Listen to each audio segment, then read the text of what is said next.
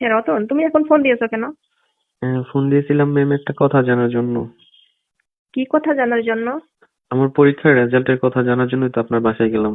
আপনার বাসায় যাওয়ার পর আপনি যা কিছু করলেন, রতন, তুমি এটা কি বলো? আমি কি করছি তোমাকে? তাহলে এসব কিছু যে হলো, কিছুক্ষণ আগে আপনার বাসায় গিয়েছিলাম, আপনি এসব কিছু করেছেন যে? কিন্তু তুমি আমার বাসায় আসবা, আমি কি আদৌ জানতাম? না, আপনার বাসায় যে আমি যাবো আপনাকে তো আমি বলে যাইনি। এখন বাসায় গিয়ে দেখি যে আপনি কিভাবে শুয়ে আছেন। তো তারপর আপনি তো আমাকে ডেকে নিয়ে বাসার মধ্যে যা কিছু হলো। কিন্তু হঠাৎ করে তুমি এভাবে চলে যাবে, আমি তো জানি না। আমি তো আপনার বাসায় গেছি যে আমার পরীক্ষার রেজাল্ট জানার জন্য, যে রেজাল্টটা কি হলো। ম্যামের বাসায় যদি যাই তাহলে ম্যাম হয়তো বা আমাকে বলে দিতে পারবে আমি পরীক্ষায় পাস করেছি নাকি ফেল করেছি। কিন্তু আপনি যে এসব কিছু করবেন, এটা কি ঠিক হলো? যা হয়েছে তা কি তোমার ভালো লাগে না রতন? হ্যাঁ, ভালো লাগবে না কেন? ভালো লেগেছে, অনেক ভালো লেগেছে যে আপনি এগুলো, মানে আপনার কেমন লাগেছে? আমার তো অনেক ভালো লাগছে। আপনি যেভাবে ছিলেন এভাবে দেখলে সকলের ইচ্ছা হবে, শুধু আমার কেন? আচ্ছা যাই হোক, আমি যে তোমার ম্যাডাম, তোমার কখনো অন্যরকম কোনো অনুভূতি হয় নাই তোমার মাঝে?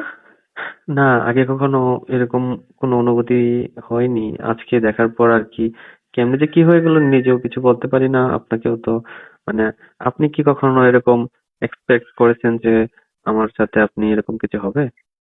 না, এটা কখনোই করি নাই। আমি তো তোমাকে অন্য চোখে কখনোই দেখি নাই। কারণ কিসের থেকে কি যে হয়ে গেল, কিছুই বুঝতে পারলাম না। উম, তা আমি তো আপনার কাছে গিয়েছিলাম আমার রেজাল্টের জন্য। আমার রেজাল্ট কি হয়েছে আপনি কি দেখেছেন? আমি পাস করেছি না ফেল করেছি? রতন, তুমি সবকিছুতেই পাশ করছো, শুধু পরীক্ষার বিষয় না। তো আপনার হাজবেন্ড কেমন রেজাল্ট করে? আমার হাজবেন্ড তো তোমার মতো করে পারে না, কারণ তোমাদের ইয়াং বয়স। আমার হাজবেন্ডের একটু বয়স হয়ে গেছে, খেলাধুলায় পারফেক্ট না, জানো?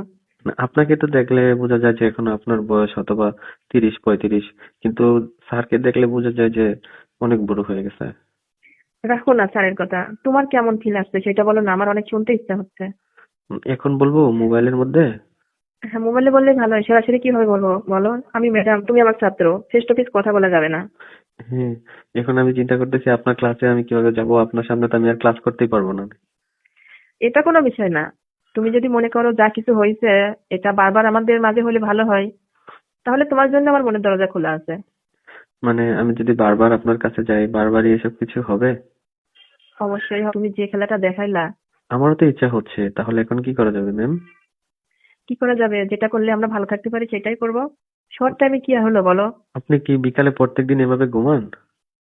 আমি প্রতিদিন লাঞ্চ করে তারপরে বিকেল 5টা পর্যন্ত এইভাবে ঘুমাই থাকি। ও, তারপরে 1 তারিখ থেকে তো আমাদের স্কুল খোলা হয়ে যাবে, তখন তো আর আপনি ঘুমাতে পারবেন না। তখন অনেক কষ্ট হয়ে যাবে, কি আর করার বলো। তারপরে যে কদিন স্কুল খোলা না হয় সে কদিন রেস্ট করি, অনেক রিল্যাক্স করব। হুম। আচ্ছা, তুমি আমি, আসবা নাকি? তুমি কি প্রতিদিন আসবা আমার বাসায়? আপনি যদি কোন তাহলে প্রতিদিনই আসবো, কারণ আমার তো অনেক ভালো লেগেছে। রতন, না চাইতে সবকিছু হয়ে গেছে আমাদের মাঝে। আপনি যদি বলেন তাহলে আসবো, আর যদি না বলেন তাহলে কিভাবে যাই, কারণ আপনি আমার শিক্ষিকা। এখন তোমার আমার মাঝে শিক্ষিকা আর স্টুডেন্টের কোনো পার্থক্য থাকবে না, কারণ আমরা দুজন দুজনের বন্ধু হয়ে যাব। বুঝছো? এটা কেউ জানতে পারবে না। ও, বন্ধু হলে কি এসব কিছু হয় প্রতিনিয়ত? কেন, তুমি জানো না? না। আমি তোমাকে সবকিছু শিখাই দিব, বুঝছো? আমি তোমার ম্যাডাম না, বলো? উম, কেন? আমারও তো যে বান্ধবী আছে একটা, ও, ওর সাথে তো এরকম কোনো কিছু হয় না। যদি ভালো লাগে তুমি প্রতিনিয়তই আসবা। আর শোনো রতন, 1 তারিখ থেকে স্কুল খোলা, কোনো সমস্যা নেই। স্কুল শেষে ছুটি করে আমার বাসায় চলে আসতে পারবে না? উম, প্রতিদিন যদি আপনার বাসায় যাই তখন যদি কেউ দেখে ফেলে, কেউ যদি কিছু বলে তখন কি হবে? কোথায় আমি আর কোথায় তুমি, বলো? কে কি বলবে? আমার কাছে প্রাইভেট পড়তে আসবা, এটা সবাই জানবে। তা আপনি আমাকে প্রাইভেট পড়াবেন? হ্যাঁ, তুমি চাইলেই আমি পড়াবো।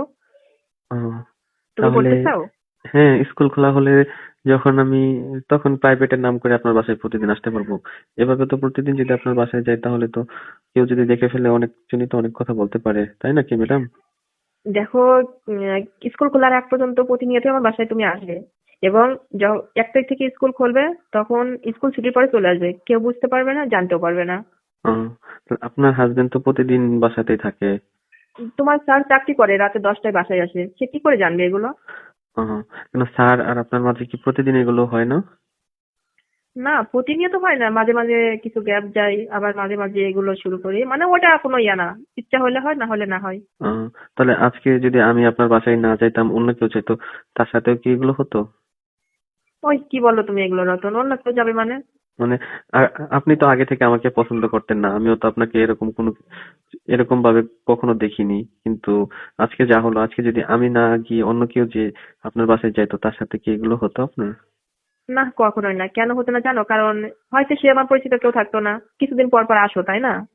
হ্যাঁ, আপনার বাসায় কিছুদিন পর পর যাই, মানে ভালোই পরিচিত।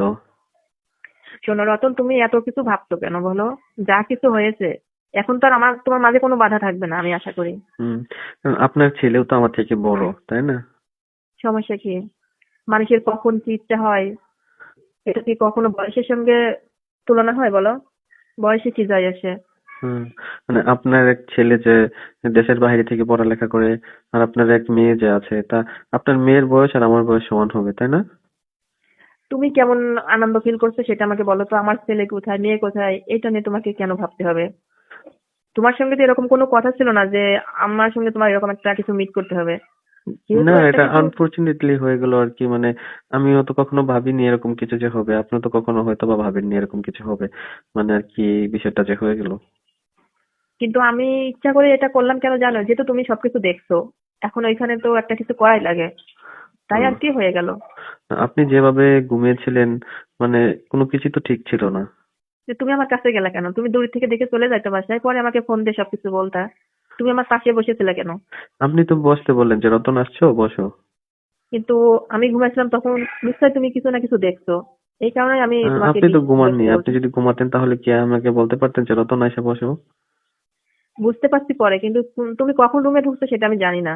তাহলে আপনি যদি দরজা খোলা রেখে এরকম ভাবে ঘুমান, তাহলে অনেকেই তো আছে যে কেউ যদি এসে কিছু করে দিয়ে চলে যায়, তখন কি হবে আপনার? যা হবার তা হয়ে গেছে, এখন ওইটা ভেবে লাভ নেই। এখানে তুমি কিন্তু আমাকে দোষী করতে পারো না। তোমারও দোষ আছে, আমারও দোষ আছে, মানে 50-50।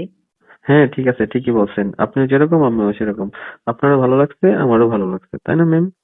এখন ভালো লাগছে, ভালো লাগার জন্য কি করতে হবে এখন বলো? আপনি করুন, আমি আপনার স্টুডেন্ট, আপনি যা বলবেন আমি তো তাই করতে বাধ্য থাকবো। আমি চাইলে সম্ভব সবকিছু? হ্যাঁ, আপনি যা বলবেন আমার তো তাই করতে হবে।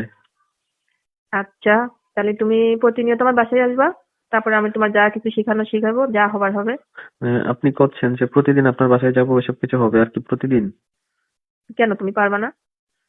না, আমি তো মানে আগে কখনো এসব কিছু করিনি। আজকে আপনার সাথে যা হলো আর কি, আজকে ফার্স্ট, জীবনের প্রথম। এখন মানুষে নাকি বলে যে এগুলো প্রতিদিন করতে হয় না, কিছুদিন পর পর। প্রতিদিন করলে তোমার ভালো লাগবে, শরীর স্বাস্থ্য ঠিক থাকবে, মন ভালো থাকবে। কিন্তু আমার তো মনে হয় না তুমি ফার্স্ট টাইম এটা তো। Seriously first time? তাহলে তুমি এত ভালো কিভাবে কাজ করলা? আমি কোথায় করেছি? আপনি তো করেছেন সবকিছু। তোমার সহপাঠী আমার মনে হয় বেশি ছিল। কোথায়? আপনি তো করলেন সবকিছু, তারপর না আমি লাস্টে কিছুক্ষণ আমি করেছি। আচ্ছা, করছো, অনেক ভালো লাগছে। শর্ট টাইমে কোনো কিছু হয় নাই। তুমি প্রতিনিয়ত আসো, ইচ্ছা হলে তুমি কালকেও আসতে পারো। আসো, অনেক লং টাইম নিয়ে অনেক মজা করবো আমরা। কোথায় শর্ট বুঝছো? টাইম হইলো? তারপরও তো আজকে 40-50 মিনিটের মতো। আজকে হয়তো আমার টাইমটা বেশি ছিল। আগামীকাল সবটা মানে 1 ঘন্টা 1.5 ঘন্টা যা হোক, সব টাইমটা তুমি করবে লং টাইম নিয়ে।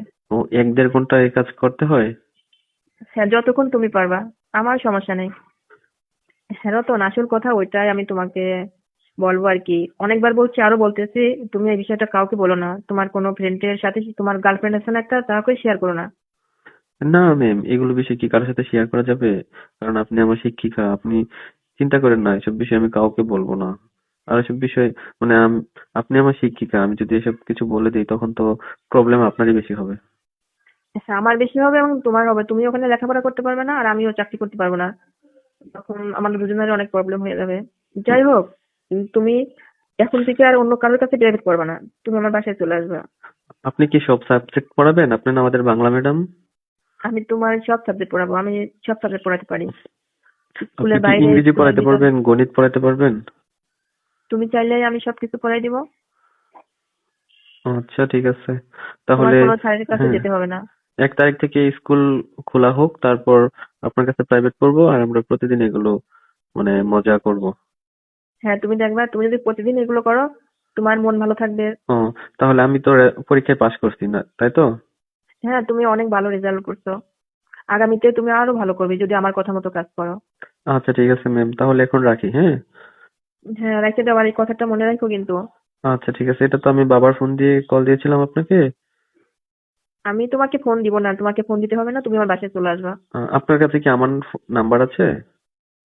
অবশ্যই আছে, আমি তোমাকে ফোন দিয়েছিলাম তো রেজাল্টটা বলার জন্য। ও, আপনি আমার ফোনে কল দিয়েছিলেন? হ্যাঁ, দিয়েছিলাম। ও, আচ্ছা ঠিক আছে, তাহলে আমি আমার নাম্বার দিয়ে রাত্রে আপনাকে কল দিব। রাত্রে কথা বলবেন? রাত্রে কথা বলা যাবে না, তোমার স্যার চলে আসবে। যা হুম। কিছু করার 5টার আগে শেষ করতে হবে আমাদের। ও, আচ্ছা ঠিক আছে, তাহলে আমি আপনাকে কল দিব না, আপনি সময় করে আমাকে কল দিয়েন। অবশ্যই। হুম। আচ্ছা ঠিক আছে ম্যাম, তাহলে এখন রাখিছি যে। হ্যাঁ, রেখে দাও। ভালো থাকো। ওকে ম্যাম, আপনিও ভালো থাকেন। এই রকম মজার ভিডিও পেতে আমাদের ইউটিউব চ্যানেল টিজে টাইম 11 কে সাবস্ক্রাইব করুন।